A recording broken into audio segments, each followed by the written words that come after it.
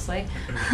You use a lot of clean vocals now, whereas the first album, Eulogy for the Sick Child, used some distortion vocals. Mm-hmm. Do you ever consider going back to that, maybe for certain tracks? Or He's all grown up. I didn't know I could sing back then, and so like I used to go up on stage and try and emulate it live, and it's really hard to do distortion live without a bunch of feedback. So I just scream my head off and lose my voice all the time. So I started taking vocal lessons and then figured out that I like to sing. So I mean, there's like a couple distorted tracks on Redemption. There's a little bit of distortion used in Minus All. I mean, you know, I could see maybe using it, but it won't be like the first album, because it's not even, I wasn't singing on that album, it was like whispering sort of. And I think that there's enough people in the scene that do that already, you know? Yeah. So, I mean, yeah, a little bit of distortion on vocals are kind of cool sometimes. But. Yeah, I think on that note, just from like a fan's perspective, because like I'm not just in the band, I'm actually a fan of the band too. That's the one thing that really caught me about IR is like you'll listen to industrial bands and like I'm from the metal scene myself, and I was kind of trying to get away from that, so I kind of went to industrial, and a lot of the stuff that I was hearing, I was like, this is so repetitive, like I need to hear something different. And then I was working at a place that sells records. I can't mention any names. I see. And they had the Minus All record, and I picked it up and just on a whim. I was trying to like check out the Metropolis catalog, and I fell in love with it immediately because I could sing along to it, and it was really hard, and you know, it's kind of. That's how I found Imperative Reaction too. Awesome. I picked up. I was actually like a bunker mix track. You guys were one of the first. Oh, the As We Fall bunker mix or whatever. No, it was way before. It was Giving Into the Change that I heard. Oh, okay. It was like a remix of it. Yeah, yeah. Cool. Yeah. Anyway, so you actually had your wife sing on the track Disoriented off the album Eulogy as well. Is there any chance that she will sing or even sample? That was actually Ruined. But close enough, yeah. She also sang on Malady.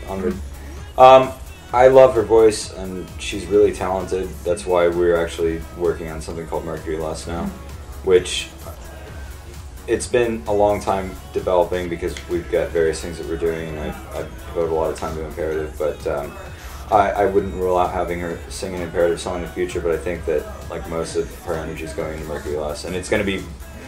It'll probably surprise some people because it's very different, but which is cool because it gives me an opportunity to write different types of music. It's challenging to me. Not that this isn't, but you know, I mean, I know how to write an industrial or electronic rock song. I don't necessarily know how to write like a groove bass, like 70s inspired kind of electro track, like putting all these things together. So it's been a good experience. Yeah, I'm excited to hear Mercury Less too. Me too. I mean, the stuff we've done so far has been a lot of fun to work on. What I've heard so far. Yeah, and she's really good. So, yeah. Aside from that, I mean, you obviously draw inspiration from people outside of the industrial scene as well. Are there any artists that you would like to work with that fans might be surprised by? They're outside of the scene. Bill Murray. Who would I think we all like we're all pretty diverse and. Yeah. These guys are real into metal and shit. Especially Trevor over here. All of us. What's up? You and your metalhead past. Oh yeah. And present. Me too as well. I'm in Sufferwell with Trevor. We play metal, which is cool. I have like 7 other projects too going on. So where do you guys find time to breathe? I don't know. All of my projects are very different sounding too. So I kind of pull inspiration from everywhere. Mother Beat, yeah. Tire. A little different. Stuff from Monkeys like, or Machine Guns. Like lately, I've been listening to a lot of like Pendulum. Anywhere from that to like Porcupine Tree to Tears for Fears to. Tears for Fears is awesome. You fucking name it. Yeah. So I think we all like a lot of shit. Eminem's new album. Eminem's so new album. Fucking good with that new dude. Kesha? No, we don't do No, that. you just ruined everything. I said diverse, not stupid. Fucking what's it? Eminem's new album with that new dude. Royce. That guy's awesome. I haven't heard it yet. Royce the 5'9". But yeah, shit. Anyway, we all listen to like a bunch of different shit. So, we could probably. That's the cool thing about our like the kind of new sound that we have.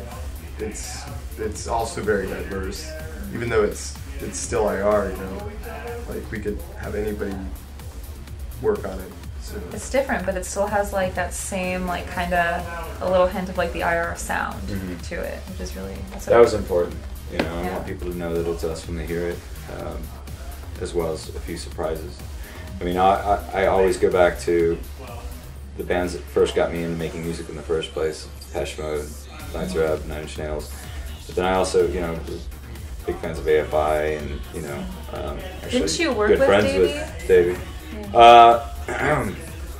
We didn't work with Davey, but he's with us in spirit always. He's with us in spirit, and also, you know, we'll see down the line. Jade did a remix for one of the songs. Are we allowed to mention that? I mean, well, we did. So hey, I mean, I guess so. We're planning. We have a really. We're planning our awesome next thing single, and Jade's gonna have a big part of it. So. Yeah, and we're very happy with what he did. So. And the black audio, the new black audio is fun. And as a vocalist, I have to say also, like Davey's been a more recent inspiration, just because I love his voice, and you know, and he's a really cool guy too, so that helps. He's down to earth and everything. So yeah. What do you guys enjoy about touring the most? All three of you. Nothing. Okay. I have to be packed in a van with these guys all day. Hotels and Tiny van. jacuzzis. Hotels and jacuzzis. Our hotel's a jacuzzi. Your hotel is a jacuzzi. Has a jacuzzi. Has a jacuzzi. Very rare. All of our fucking hotels always have a pool, but no jacuzzi. It's what's the point? I like to travel a lot. I do although, like to travel too. The older I get, the more I do miss home. But the cool thing is that, you know, my wife one of those is things into traveling and as well, so I can see. The best part about it is it really grounds you, and you appreciate how awesome you have it at home. Yeah, totally. So it's one of those things that you love it and you hate it, and you love to hate it and you hate to love it, and all that good stuff. It's sort of one of those inexplainable things. New York, we're having a little 14-year-old drummer. Yeah. Fly only in my mind. Wait, is that the Evan, one that was in the yeah. video that did the? Patterson, yeah. That guy is that's awesome. So you guys are really gonna have him play? Put this in the interview. Evan Patterson. He's a fucking genius. 14-year-old Yeah. awesome drummer. Ridiculous. YouTube that shit. I saw that video. That was awesome. Yeah, he's a monster. he does. Yeah. Know him. We know him before he's famous, because he's going to be famous. He's going to be, and he's a very, very cool kid too, Yeah. which is very important. So. I was texting back and forth talking about the song. He's talking to me about song structure, and I'm like, What? How do you what do know you mean, this? dude? Yeah. You're 14. Yeah. He's totally talented. That's gonna be awesome. So everyone go to that show to see the 14-year-old drummer. New York City. New York City. October 1st. October 1st. Yeah. It's gonna be awesome. Yeah. Well, that's all we have for you guys. Well, thank you. Cool. Thank you for appreciate the it. interview. You guys are awesome. Maybe this will be a fun story for everyone. Okay. Should we tell them about our first day of tour thus far? Sure. Yeah. we have a very Did you hear small about- trailer. No, should Did be you hear about scared. this? No. Yeah, I heard about this. I'll get to that. So my guitar rig grew a little bit since the last tour. And we had a smaller trailer than the last tour. And we also had, 20 boxes of merch? 17 boxes of merch? We got a lot of merch. We did, and then God Module had another 10 boxes of merch. Yeah. And Clint had another 5 boxes of merch. There's a lot of merch. I know that. All the merch. So between Big, heavy drum Trevor's cases. kit and my shit, we filled over half the trailer. So the problem is the merch filled over half the trailer too. Yeah. So we had to take a bunch of our merch and shove it in trash bags and fit it in the trailer. Made pillows out of them. And now the leaf spring is broken on the trailer. Yeah. And we have to fix that tomorrow morning. So that's Yes. been our first day of tour thus far. Sounds hectic. John Siren was using a bag of hoodies as a pillow. Sad state. What are you gonna do?